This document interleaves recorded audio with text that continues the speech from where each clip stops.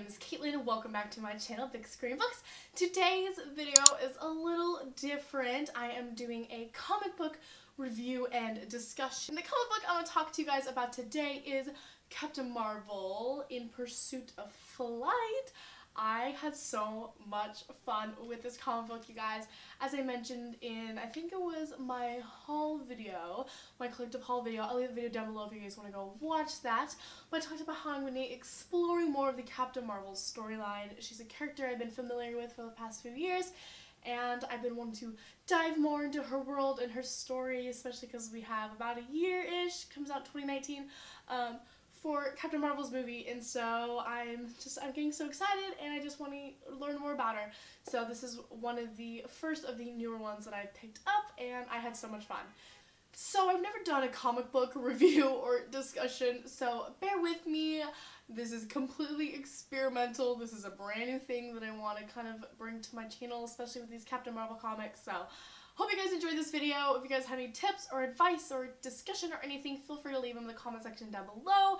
And hopefully I will do more comic book reviews and discussions in the future. So without further ado, let's get into the comic. So first I want to talk about some of the notable characters that were in this comic. Obviously we have Captain Marvel. She's the first one we should talk about. So Captain Marvel's actual name is Carol Danvers, and she is sassy and spunky and strong and just a really great character to look up to. Like, I really admire her so much. Like I said, she's really powerful and strong, but in this comic that was especially interesting is that she's definitely being plagued by events in her past, and it's really affecting her when she's fighting.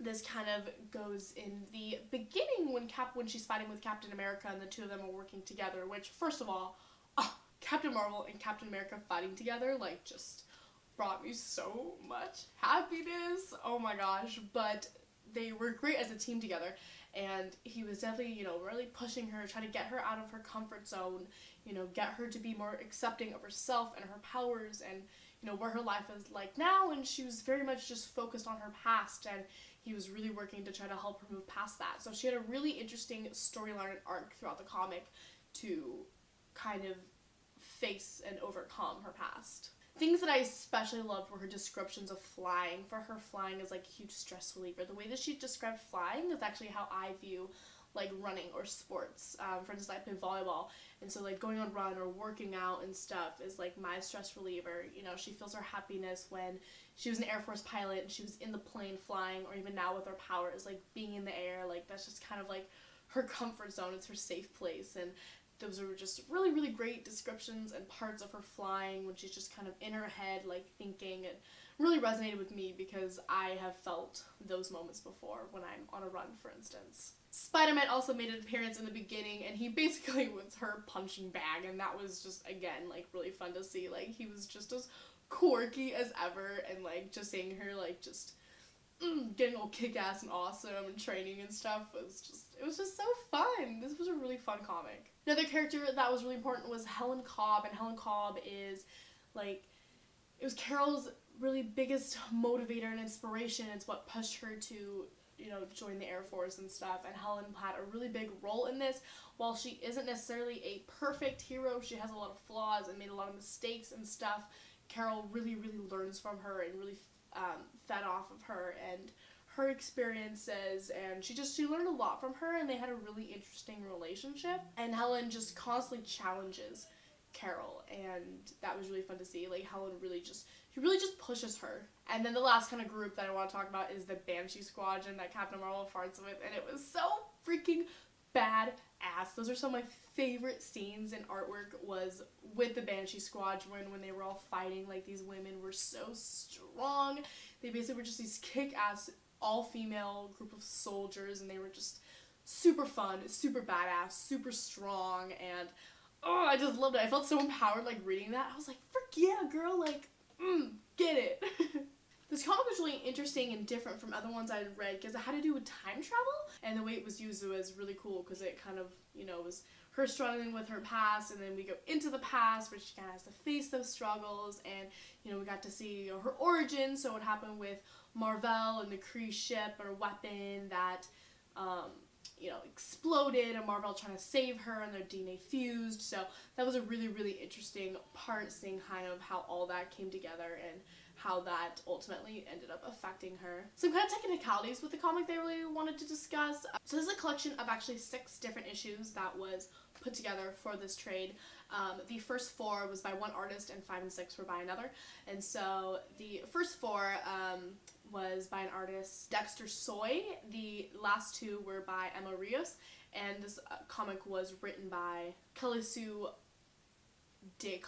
I don't know if I pronounced the name right, so I should have talked about that in the beginning. But the artwork in the first part was beautiful. It was definitely my favorite. It used mostly what to me looked like watercolors, and it was very dark colors, a lot of dark shading and shadows, and that was just, it was just had this really incredible look to it. And I really loved that her suit stood out in every frame. Like, she was definitely the center of attention, she definitely was the focus, but I really, really loved all the dark colors. When she's kind of having these like internal thoughts, they use kind of these cursive outliers. That was also really interesting. To me, it just kind of felt like a flow, like a stream of consciousness type thought, which is really an interesting way to convey that. There's a great part here, especially when Captain Marvel is knocked out and she's waking up, and there's like a really cool point of view shot where she's looking at the squadron and it looks like it's all blurry, like if she has woken up and was like dizzy, like that. I saw that, and at first I looked at it, I thought something wrong with my eyes actually, and then I was like, oh my god, this is a point of view shot, like we're looking as if we were looking through her eyes. Like that was a really great frame, a really awesome addition into that part. The artwork in the later issues is still very dark. It's kind of more pencil sketches, and the focus actually seems to be on the hair. There's a lot of texture with the characters' hair and stuff, and facial expressions rather than like detailed on the background. And later on, the colors get a little bit more playful and vibrant rather than the kind of dark, melancholy-ish colors from the beginning issues. But I still liked, you know, the story flowed really well. Neither artwork really took away from the story. It was still easy to follow and understand and enjoy. So that's it for my Captain Marvel in Pursuit of Flight comic book review and discussion. Hope you guys enjoyed this video, and I'm excited to do more videos about Captain Marvel and different comics and stuff like that. Like I said, this was completely experimental. This is the first time I've ever tried to review or discuss a comic book, and I had a lot of fun doing this. So if you guys have any advice or suggestions or any comics or anything that you guys think I should check out, I would love to hear more about it and hear your thoughts. So yeah, thank you so much for watching. Hope to see you in my next video, and I'll see you next time. Bye!